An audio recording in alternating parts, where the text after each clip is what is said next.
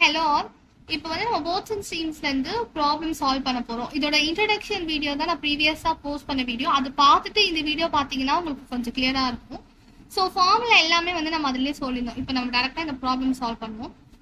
What will be the boat speed in still water and speed of river if the boat takes 12 hours to row 48 km upstream and 8 hours to row the same distance downstream?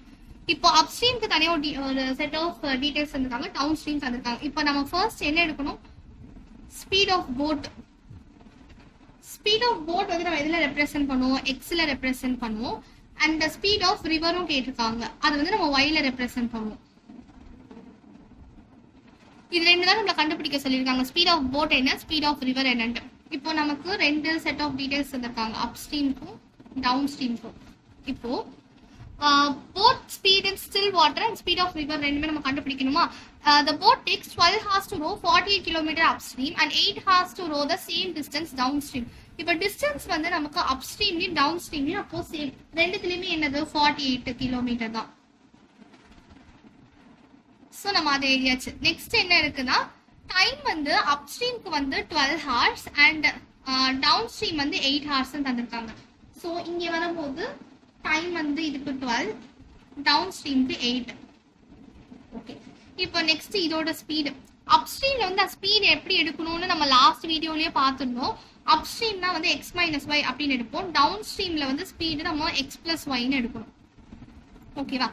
இப்போ நமக்கு இது ரெண்டுத்துலயுமே வந்து என்ன சேமா இருக்குது? நமக்கு தெரிஞ்ச formula வந்து speed equal to distance by time. அது வந்து நமக்கு தெரிஞ்ச ஃபார்முலா. இப்போ நம்ம என்ன பண்ணுவோம், இங்க போடுவோம் ஸ்பீடுன்றது x minus y equal to distance 48 by 12. இது கேன்சல் பண்ணிட்டோம்னா 4. X minus y equal to 4 நம்ம ஃபர்ஸ்ட் ஈக்குவேஷனா எடுத்துக்கலாம். இங்கே அதே மாதிரி speed equal to distance by time. Speed வந்து x plus y, distance 48 divided by time வந்து 8. So 6x plus y equal to 6. இது நம்மளோட செகண்ட் ஈக்குவேஷன். நம்ம இப்போ இது ரெண்டுத்தையுமே ஆட் பண்ணலாம். 1 plus 2 ஆட் பண்ணோம்னா x minus y plus x plus y equal to x minus y plus x plus y equal to 4 plus 6. இப்போ இது கேன்சல் ஆயிடுச்சா? 2x equal to 10, x equal to 5. xன்றது ஒன்றும் இல்லை, அதுதான் நம்மளோட ஸ்பீட் ஆஃப் போட். அது வந்து 5 நம்ம கண்டுபிடிச்சிட்டோம். நெக்ஸ்ட் இது ஏதாவது இப்போ நம்ம எக்ஸோடைய வேல்யூ வந்து ஏதோ ஒரு ஈக்குவேஷன்ல சப்ஸ்டியூட் பண்றோம். எக்ஸ் வந்து நமக்கு 5 அப்படின்னு கிடைச்சது.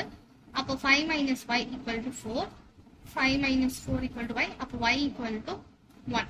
இப்போ ஒய்ன்றது தான் நமக்கு என்னது, ரிவரோடைய ஸ்பீடு. அவ்வளோதான், இந்த ரெண்டு தான் நம்ம கிட்ட கேட்டுருக்காங்க. இப்போ செகண்ட் கொஸ்டின் என்னன்னா, a boy takes twice as long to swim up as to swim down the river and has a speed of 12 km per hour in still water. What is the river speed? இப்போ கொஸ்டின்ல என்ன கொடுத்துருக்காங்க அப்படின்னா, ஒரு பாய் அவனுக்கு வந்து அப்ஸ்ட்ரீம்ல போகிறதுக்கு வந்து டவுன் ஸ்ட்ரீம்ல போகிறத விட 2 times வந்து அவனுக்கு டைம் வந்து எடுத்துக்கிறான் அப்படின்ட்டு மென்ஷன் பண்ணியிருக்காங்க. அண்ட் இன்னொன்று என்ன கொடுத்துருக்காங்கன்னா, has a speed of 12 km per hour. இந்த ஸ்பீட் அப்படின்றது என்னதுன்னா அந்த போட்டோட ஸ்பீட். இப்போ அந்த பாய் வந்து எதில் டிராவல் பண்றான்? போட்ல. அப்போ இங்க கொடுத்துருக்கிற ஸ்பீட் வந்து போட். இன் ஸ்டில் வாட்டர் இன்னொரு வேர்டு கூட நம்ம மென்ஷன் பண்ணியிருக்காங்க. ஸோ அப்போ அது கண்டிப்பா ஸ்பீட் ஆஃப் போட் தான் 12 அப்படின்னு தந்திருக்காங்க.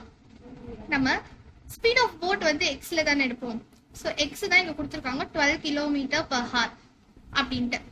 அண்ட் இப்போ நமக்கு கொஸ்டின் படிக்கும் போது ஒரு விஷயம் நல்லா தெரியுது. என்னது, அப்ஸ்ட்ரீம்ல போயிட்டு அதே இல்ல டவுன் ஸ்ட்ரீம்ல வரான். ஸோ அப்போ சேம் டிஸ்டன்ஸ் தானே, அவன் ஒரே டிஸ்டன்ஸ்ல போயிட்டு திரும்ப அதே டிஸ்டன்ஸ்ல வரான். அப்போ டிஸ்டன்ஸ் வந்து இங்க சேம், ரெண்டுத்துக்குமே same.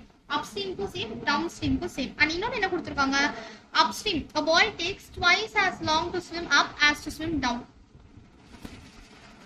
upstream equal to 2 into downstream. அதான் நமக்கு இங்க இந்த லைன்ல மென்ஷன் பண்ணிருக்காங்க.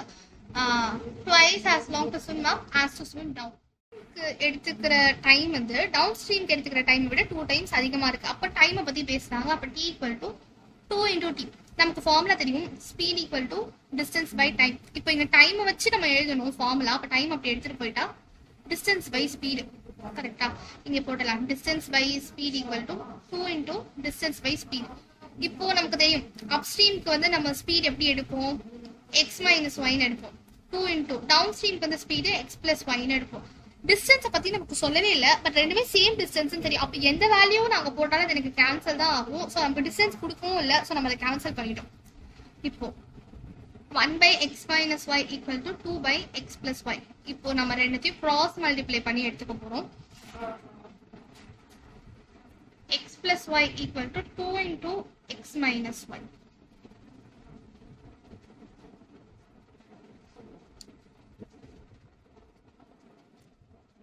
இப்போ நம்ம வந்து எல்லாத்தையும் ஒரே சைடு எடுத்துட்டு போலாம். x plus y minus 2x plus 2y equal to 0 அப்படின்னு வச்சுக்கிட்டோம்னா minus x plus 3y equal to 0. அப்போ நமக்கு 3y equal to x அப்படின்னு வரும். நமக்கு கொஸ்டின்ல தான் x கொடுத்துருந்தாங்க, அதாவது ஸ்பீட் ஆஃப் போட்டு கொடுத்துட்டாங்க x equal to 12 அப்படின்ட்டு. அதை வந்து நம்ம இங்க போட்டுடலாம். 3y equal to 12. இப்போ இதை நம்ம கேன்சல் பண்ணோம்னா 4, y வந்து 4.